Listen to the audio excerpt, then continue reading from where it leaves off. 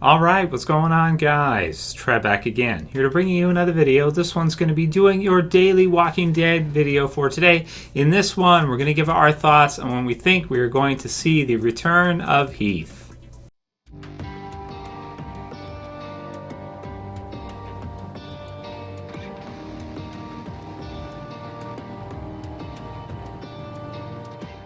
And if you guys missed it, there is a new teaser for Better Call Saul Season 3, and it's a really good one. I did a reaction video to it earlier today.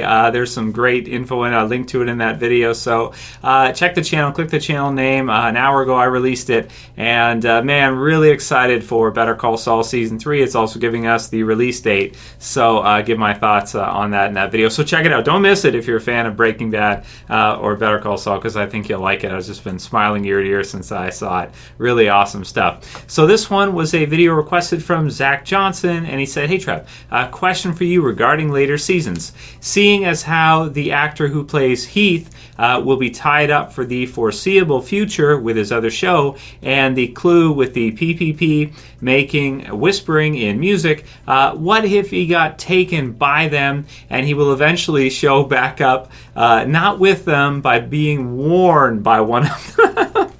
That'd be a hell of a way to introduce the Whisperers in the television series version. So I like you, Zach. I like you, but you're sick, man. You're sick. But that would be, oh my God, that would be so horrific, and that would be such an amazing introduction for a set of villains. I mean, the downside to it is you'd be killing off a pretty important character from the comics just for the introduction of a group. But that said, I mean, we just got to see that with Negan. Negan kills off, two of our, A-listers to make a big entrance, to make a big introduction himself. So I could definitely see that happening.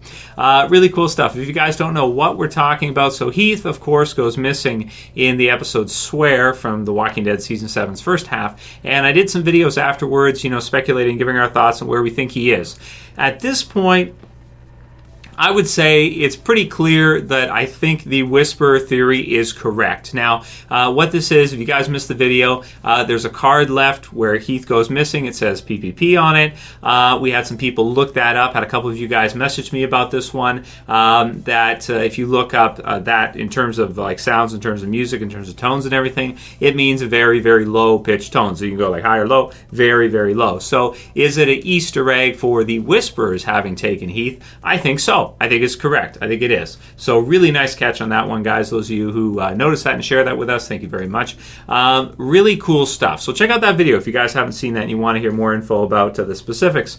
But now that we have not seen Heath return, I would say, it's not, you can't say confirmed, like 100% confirmed with the TV series. Even if you see a character get gutted or die in a TV series, sometimes they can still end up being under a dumpster or something. So you can't say 100% confirmed for sure. But the fact that we didn't see him in the mid-season finale or leading up to it means he's definitely not at Alexandria. Definitely not. He did not return home, and he wanted to. Remember, before he was talking with Tara and Swear about like, screw this, let's just go home type of deal. And she didn't want to, so he would have gone home given the option, or he would have been there waiting for her. There's no way he was going to, ditch her or not go in, swimming after her, try to help her out, or, figure things out. They were together in this. And, obviously he left against his will. He did not return home, and he left against his will. So he wasn't, there. He wasn't with the Saviors. He wasn't at the sanctuary, and we know that now because we've got some time at the sanctuary. We got to see the inside of it and everything with Jesus and, Daryl being there. So we can assume he's not there. Of course, he's not at any of the other communities that we know of because we've seen them now.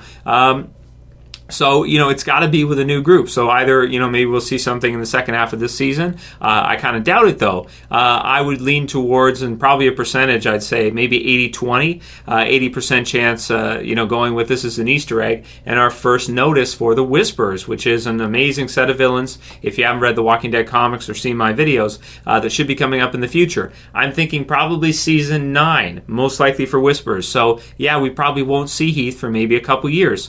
Season 8, most likely being all of All Out War, maybe some other time skip in the middle after that, season 9. It could even be season 10, maybe second half season 9. Something like that is when I'm thinking we'll probably see Heath again, because I do think that, it's kind of confirmed, but not 100%, maybe let's say 80%, 70%, somewhere around there, that, most likely Heath was taken by the Whisperers. Now, the way you set it up, Zach, would just be a crazy intro. Like, I can just imagine an episode intro where they're introducing the new villains, and you see, like, a zombie, and it's got a familiar face on it, and then they zoom up close, and you can see it's Heath's face, but then you see eyes in the middle moving, and it doesn't look quite right. And that would be an incredible intro, man. Oh my God, that would be one of the most horrific intros ever. That would probably top the Terminus, cannibals, Bob, scenes. Because that is so dark, man. You're sick, man. You're sick. WebApp31 says, "Hey Trev, Q&A. Do you think that Negan has any idea how many people Rick has actually killed? And do we assume that Negan has killed more people than Rick? I mean himself, not people he has ordered to kill for him." So WebApp31. So it's a really good question. I'll answer your second one first. So are we to assume that Negan has killed more people than Rick? I think so. I think we're to assume that. But with your second part here, I'm not sure if he's done it himself. He has probably been responsible for way more deaths than Rick has, under his pyramid that he has here with the Saviors and then other groups underneath that over time. So I would almost guarantee you that Negan is responsible, maybe not by his own hands, but indirectly or directly through his influence, more people than Rick. Yeah, more actual surviving people than Rick. Probably even more zombies too. But in terms of his actual, hands, I did a video last summer, I believe, on the kill count, top killers for The Walking Dead, and Rick is pretty close to the top of people that have killed the most survivors. He is up there with, like Daryl has killed quite a few, Carol has killed quite a few, with, Terminus and some of the other stuff. You're looking at characters like Merle, the governor, killed a lot, killed like his whole own team and others prior to that. But yeah, I would say that indirectly, Negan has killed probably more than almost anybody else, under being the head of the Saviors. And, in terms of, doing stuff with his hands, I would think that Rick maybe has killed more people himself, because Negan probably only did that at the beginning when he was, influencing his power, and still does it sometimes. But I would think that Rick has, Rick's been through a lot. And do you think Negan has any idea how many people Rick has killed? Probably some idea. But I don't think he knows, because he's been questioning a little bit here. Maybe I should just bury you and your father, right? Like bury them out in the flower beds or something. So he's been thinking about it. At least the idea is there. But I think he sees Rick as the potential that Rick has, because he knows that Rick is something special. So I think he views it that way, and he does know. And I love the scene where he's got the camera and he's looking at the recordings and that. I think that was really a really good idea to put that in there, because it's kind of like he looks at Rick. It's got to be the beard, right? He looks at him with the beard, and he's like, this guy's a badass. He's probably killed a lot of people, but you're not that guy anymore, are you, Rick? You're not. So, I think he's got some clue, but not entirely. If he did know 100%, he would probably just kill Rick, and it might weigh heavy on his conscience, but I think he would do that, because I do still think Negan has one, even though it's not very strong, it's not very powerful. Some people have more empathy towards others than other people do. Everyone's different as far as that goes. It's like a scale, you could say. Dennis Whalen says, Trev, do you think these Saviors will make Eugene eat dog food sandwiches in the TV series like they did to Daryl? So I would think so, man. And some people have also asked, do you think that Eugene will, lose weight because he's been captured by the Saviors? Probably will be there for a while. Maybe even longer than Daryl. Actually, probably longer than Daryl. So dog food, though, I don't think you're going to lose weight on dog food. Depends how much they feed you. If they feed you almost nothing, maybe you will. But I think most dog food is really high in fat, as far as I know. You dog owners, you can check the labels and see. But I think the fat content in dog food is pretty damn high.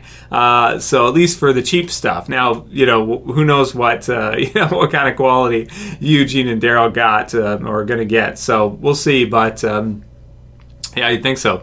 Torrid says, hey Trev, why didn't Negan just kill Rosita? Why kill the other woman instead? Well, of course, he didn't directly kill Olivia. That was a rat that chose to do that. He kind of deflected it onto her. Just choose somebody. Of course, because of plot armor, I'd say it ended up being like a C character, a B- character, and not someone like Carl or Rosita getting haphazardly, shot as part of this whole deal. But you would think that if Rosita tries to kill him, it's probably in Negan's best interest to kill her, because if you think about it, I mean, future behavior, the best predictor of future behavior with human beings is actually past behavior. So what that means is simply, if you want to predict what someone's going to do, just look at what they've done, right? And that's the best predictor, because change is hard, and a lot of people often don't change. They kind of do the same stuff, consistently throughout. They have a style of life that they follow. So, it's like, from Negan's perspective, is this the only time she's going to try to kill him? Did she learn her lesson? I would think that he probably would, but, it's all in the chaos of what's happening in the episode. And of course, it's a TV show, so they know we're not supposed to question this kind of stuff. It's just deaths in The Walking Dead, whatever. They've got to have some deaths. It's a mid-season finale, whatever. So, yeah, it's a little bit contrived, I'd say, for sure. Nathan Jensen says, hey Trev, I finally caught myself up in The Walking Dead comics, and I was wondering if you have any recommendations for other comics. Thanks in advance. Love the show, dude. And we'll make this the last one for this one. So Walking Dead's the best, brother. I think in terms of comics, Walking Dead right now is just unstoppable, and it has been for many years. There aren't too many things out there of the same quality. You might like Invincible, which is also from Robert Kirkman, which is ending this year. Unfortunately, it never caught off, the same trajectory that The Walking Dead did. It was successful, and Invincible did really well, especially early on, I think, with sales. But Kirkman's decided to end that, so that's wrapping up. So that's another great, awesome series. Sometimes I even think, like, is Invincible as good as Walking Dead? It's at least close enough to question, I think. Really good series. Some people like Cross, so you could check that out. Saga, Brian K. Vaughan, so that's another good series you could check out. I've been meaning to check that out for a while. I've heard a lot of great things about it. Batman's always good. And then Marvel, I've been out of Marvel because they keep rebooting shit all the time and I can't keep up. But, with Marvel, Wolverine, Avengers, X-Men's always good. And TMNT's always fun, too. So it depends what you like. But there's lots of comics out there, but for me, Walking Dead takes the cake as the best. So you guys can write your comments below. Let me know what you think about this one. When do you think we're going to see Heath return? That's the main question. And then, do you think it was for sure the Whisperers who took him? I think so. I think it's pretty easy to say. And then also, do you think that Negan has killed more people than Rick? So write your comments below, guys. Let me know what you think, and check out the Better Call Saul video earlier today. If you like this video, please thumb it up below. You can share, you can favorite, and if you're new and you want to subscribe, bottom left to subscribe, click the bell to turn on notifications. Have a great Sunday, guys. Hope you enjoy yourselves today. Maybe spend some time with your families, whatever you're going to do. Have a good day, guys. I'll see you tomorrow. As always, it's Trev, and I'm saying peace.